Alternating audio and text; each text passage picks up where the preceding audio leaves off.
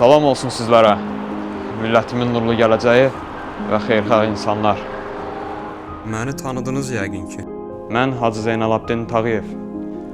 Vaxtilə Bakıya şollar suyunu gətirəndə, bu millətin qızları oxusun deyə ilk məktəbi tikdirəndə, gənclərimizi uzaq ölkələrə təhsil üçün göndərəndə bircə amalım var idi.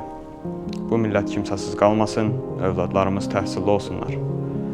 Mən hər zaman demişəm, var-dövlət müvəqqətidir. İnsandan qalan bircə xeyirxahlıqdır. Bugün bura əli boş gəlməmişəm. Özümlə uzaq kəndlərimizdən çətin günlər keçirən balalarımızın arzularını gətirmişəm. Bu zərflər sadəcə kağız parçası deyil, onlar kövrək ürəklərin harayıdır. Kimisi isti çəkmə arzulayır, kimisi də soyuqdan qorunmaq üçün bir gödəkçə. Mən bu arzuları bura asıram ki, onlar gözdən uzaq, könüldən iraq olmasınlar.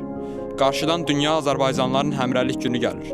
Unutmayın ki, bir millət o zaman həmrəy olur ki, bir uşaq kənddə üşüyəndə onun ağrısını şəhərdəki qardaşı da hiss edir.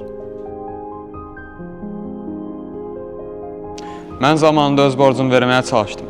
Məktəblər açdım, imkansızlara əl tutdum. İndi isə sıra sizdədir. Gəlin bu ağacı sadəcə bəzəklərlə deyil, xeyirxahlığımızla nurlandıraq. Bu zərfləri götürün və o uşaqları tək olmadıqlarını hiss etdirək. Onların soyuq qışını bir yerdə isidək.